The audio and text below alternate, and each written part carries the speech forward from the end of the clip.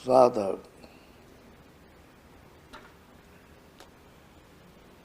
जब रसाई कमाई करता है और अंतर्घाट जब जाग जाता है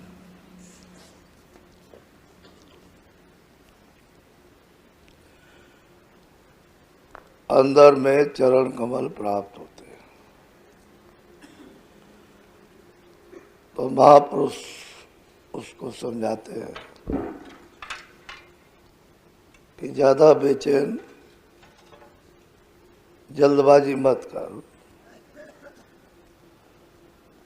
जब गुरु ने पकड़ लिया तो कमाई कर जो बताया जाए।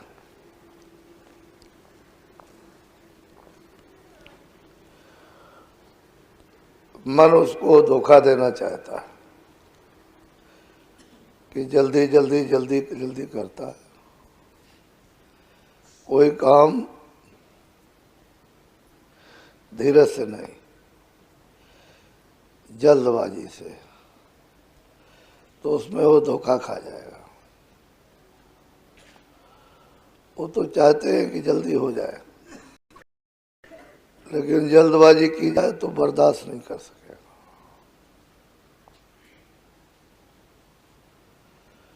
जब सूरत बहुत व्याकुल और तड़पती है, उसका लगाव संसार की तरफ से जरूरत के लिए जब रह जाता है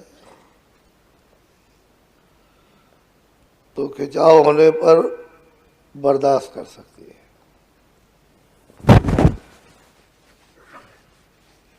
नहीं तो बर्दाश्त नहीं कर पाएंगे तो फिर हमेशा के लिए साधन खत्म हो जाता है। इतना खौफ, इतना डर, इतना भय, बिजली का जैसे करंट होता है मार दे तो बहुत खौफ होता है। इससे भी अरबों खरबों गुना ज्यादा जो साधन के योग नहीं रहता तो क्या धीरज धर। गुरु ने पकड़ा है तो धीरे से। वैसे गुरु शब्द भेदी चाहिए। शब्द तो पहले भी है, पहले भी था, अब भी है और आगे भी रहेगा। लेकिन उस गुरु की महिमा जो शब्द वेदी है, जो इस देह में, इस शरीर में शब्द प्राप्त कर चुके और शब्द रूप हो गए, उसकी महिमा, उनकी तारीफ। ऐसे गुरु चाहिए। बहुत से लोग मन बहक जाता है तो कहते हैं बाहर दे गुरु की क्या जरूरत। तो उनको अनुभव नहीं है, मन ने मार दिया, धोखा दे दिया। देही गुरु से तो सब कुछ है। जब तो कुछ नहीं जानता था तो देह गुरु ने तो समझाई। जिस शरीर पर सूरत बैठी जाग गई, शरीर के द्वारा ही तो उसको बताया गया, सत्संग किया गया, उसको चिताया गया, साधन का मार्ग रास्ता बताया गया, अभ्यास के लिए कहा गया, कराया गया। तो जब मन धोखा दे देता है तो कहता है देह की क्या जरूरत है। तो अभी वो जानता ही नहीं, वो अज्ञानियों से भी अज्ञानी हो गया। वो तो इसी चीज को तो बताने के लिए आए कि तू देह से छूट जाए।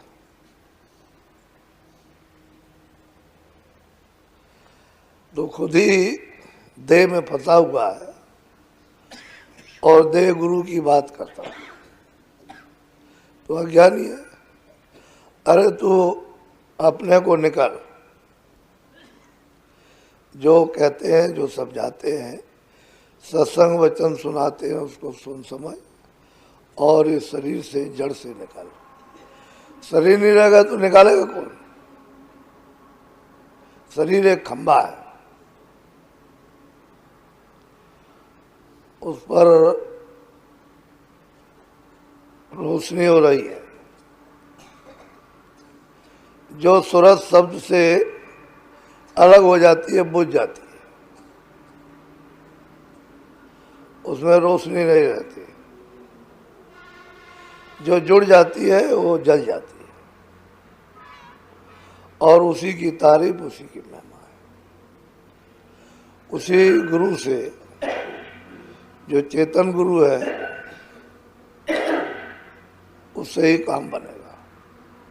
कहते हैं तू अफसोस मत कर, जल्दबाजी मत कर, सिर पर जब हाथ रखा है, सूरत को जब पकड़ा है तो पार करेंगे, लेकिन लगा रहो। बोलो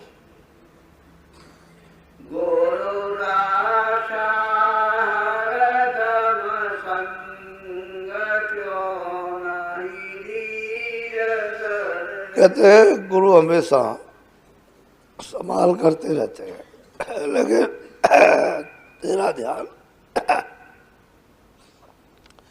उधर होना चाहिए। तो संसार का ध्यान करता है, गुरु का ध्यान नहीं करता, ना बाहर करता ना अंदर करता। अंदर और बाहर एक रस होना चाहिए। बाहर प्रेम करने से ही अंदर जाएगा, बाहर प्रेम नहीं करेगा अंदर जा नहीं सकता। बाहर शरीर से प्रेम, तो बाहर के प्रेम करने से लगाओ, ये मन इंद्रियों के कमजोर पड़ जाएंगे। और जो साधन करेगा उस सूरत का प्रेम अंदर से हो जाएगा। तो बाहर भी और अंदर भी दोनों। तो कहते हैं गुरु रक्षा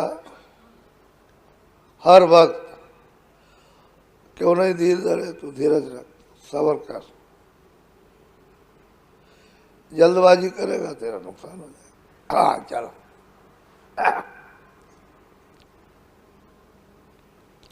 बोलो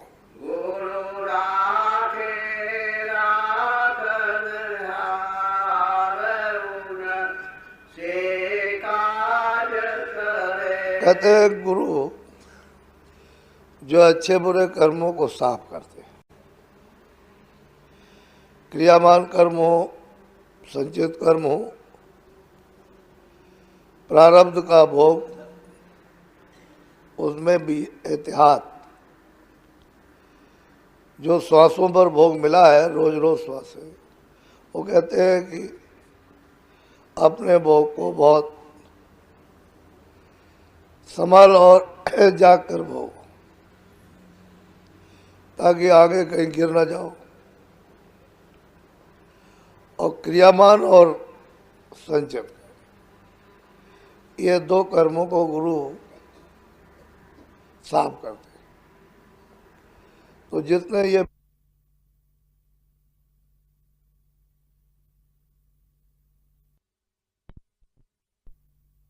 करके, तो कहते हैं उनसे काल भी डरता है। वो भी समझते हैं कि ये साफ करके सूरत को निकाल ले जाएंगे, तो वो भी कुछ नहीं बोलते। धीरज रखने से, जल्दबाजी करने तो बीच में तमाम तरह के विकार पैदा हो जाएंगे। धीरज रखने, सब्र जो है वो बहुत बड़ी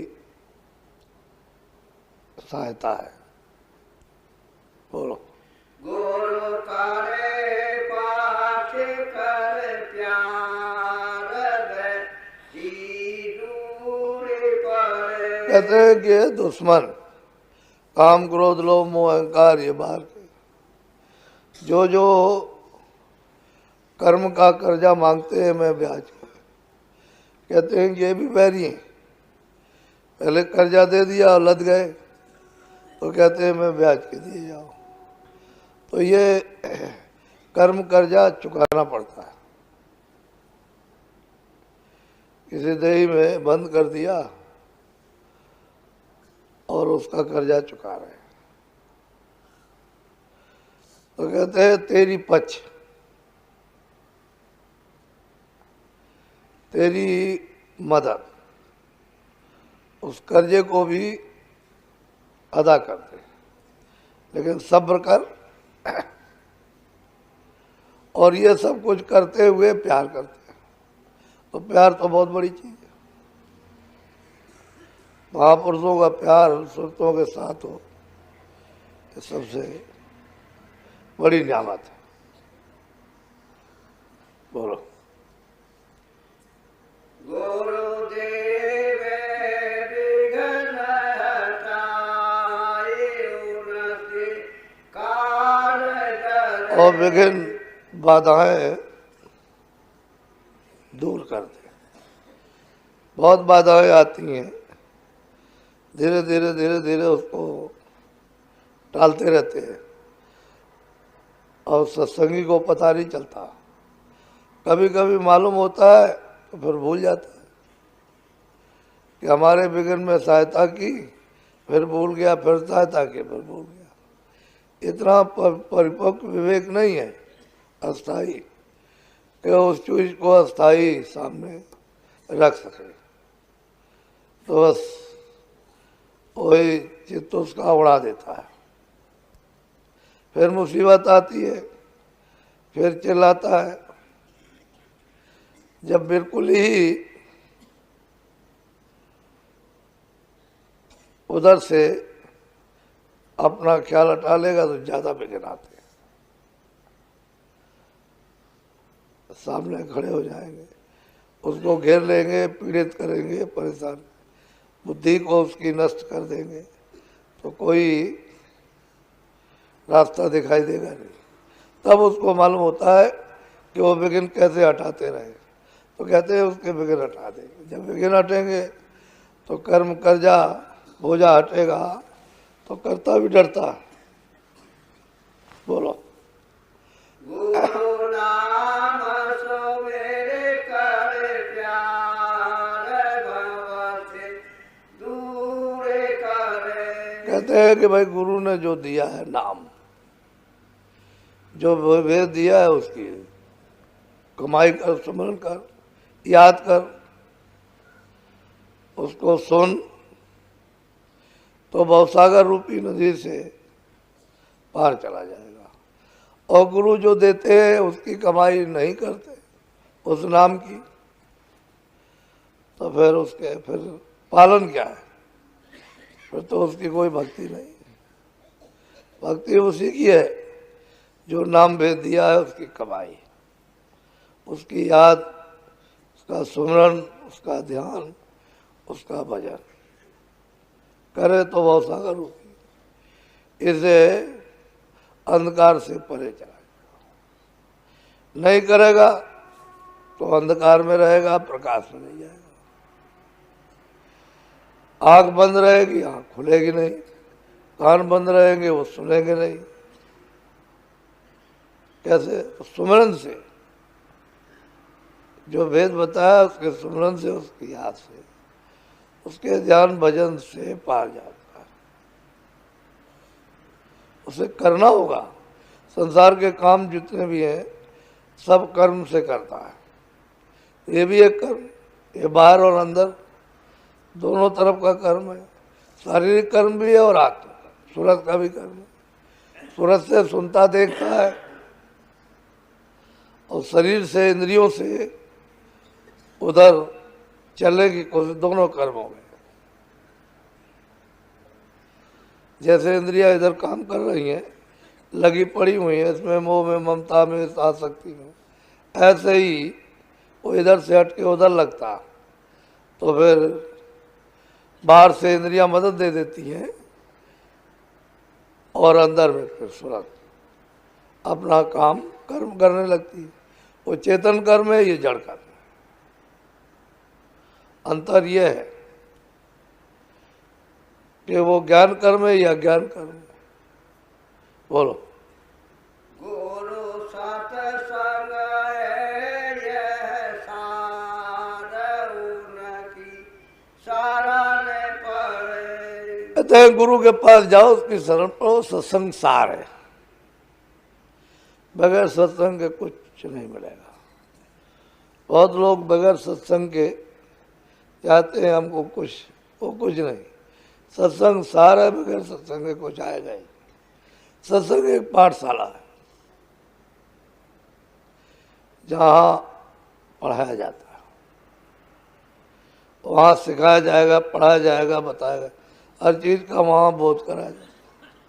सत्संग नहीं मिलेगा, जो सार है वो तो कुछ नहीं हो सकता। ऐसे नामदान लेकर के या कुछ पूछ करके कह जाए, उससे कुछ नहीं। सत्संग पहले, बाद में साधन भजन।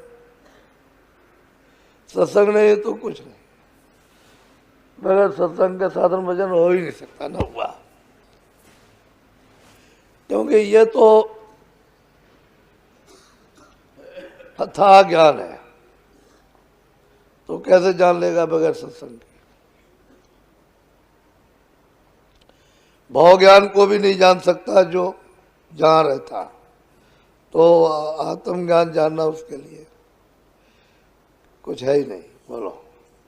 गुरु को समर्थ जानिए, चलिए आज्ञा मारे, कहे कबीर दास को तीन लोक डरना। कहते हैं कि गुरु को समर्थ, जो चेतन समर्थ, कहते हैं उस आज्ञा में चलो जो वो कहे। फिर साधक को डरने की कोई बात नहीं, ना इधर डर ना उधर डर। आज्ञा में चलेगा नहीं तो इधर भी और उधर भी, दोनों तरफ मुसीबत है। उधर तो कुछ है ही नहीं, इधर ही सब फंसा पड़ा हुआ। तो कहते हैं आज्ञा में चलो, समरथ समझ करके, जानकार समझ करके, वचन मान के तब चलो। फिर डरने की कोई बात नहीं। फिर तो उसने पकड़ लिया है तो छोड़ता नहीं। सिंह दहन सतगुरु गए। सिंह जिस पर निशाना मारता उसी को लेता है, और गुरु जिसको पकड़ लेते हैं फिर बार बार नहीं। तो सिंह दहन सतगुरु गए।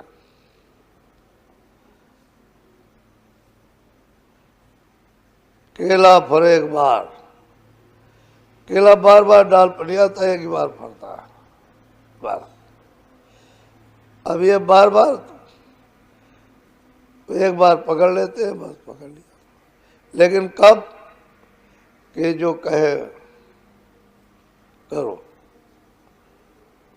जो वो कहे न करो, जो वो करे वो कभी मत करो, जो कहे वो करो।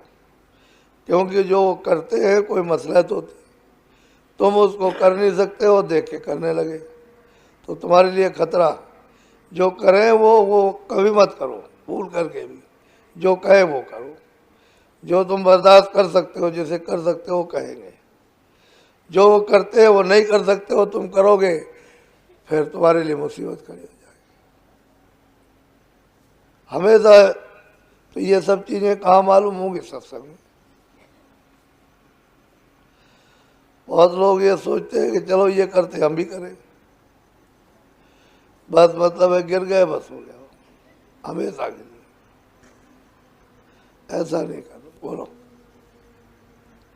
तुमसे दाता कोई नहीं, सबको लीना। कहते हैं कि आप दात देने वाले हैं, सब कुछ दानी, महादानी, जो सुरतों को कर्म कर्जे से छुड़ा ले, इस काल के अंधकार अज्ञान जन्म मरण के देश से वो बहुत बड़ा दानी।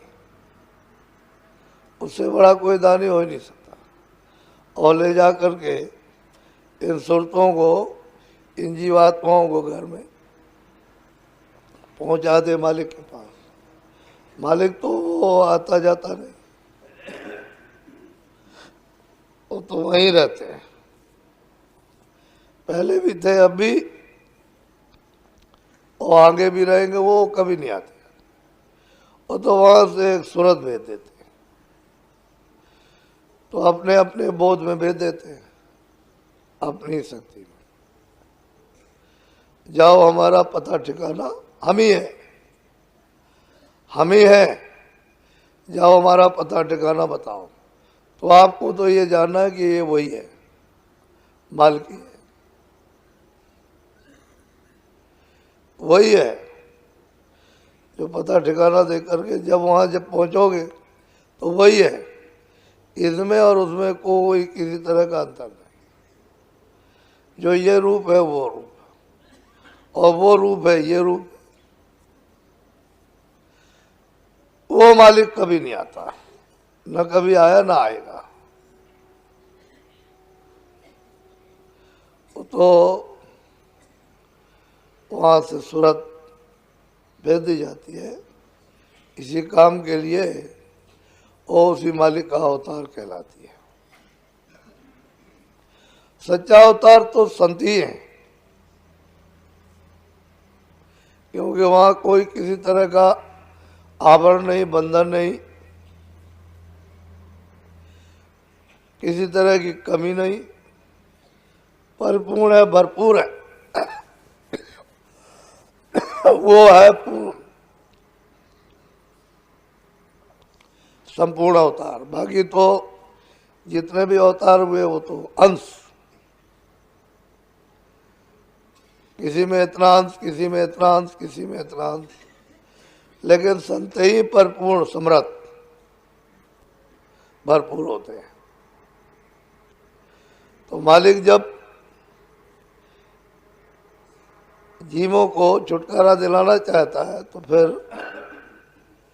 तो कलयुग में उन्होंने भेजा, जाओ जीवों को वहाँ सत्संग सुना करके बताओ कि तुम अपने घर से कितने दिनों से आए हो, और पराए घर में घर बनाते बनाते उसमें घुसते घुसते और निकाले और डाला और निकाला, कितने दिन हो गए, कितने कल बहुत युग बीत गए, इनको बताओ। तब वो यहाँ आते हैं और बताते हैं। तो बहुत मुश्किल से संस्कार पढ़ने पर यकीन होता है, विश्वास होता है। ये परदेसी देश को अपना मानकर इस देश के रहने वाले फिर विश्वास नहीं करते, कहते हैं कि तुमको समर्थ समझकर। बोलो जय गुरुदेव। चलो पंथी मार लो।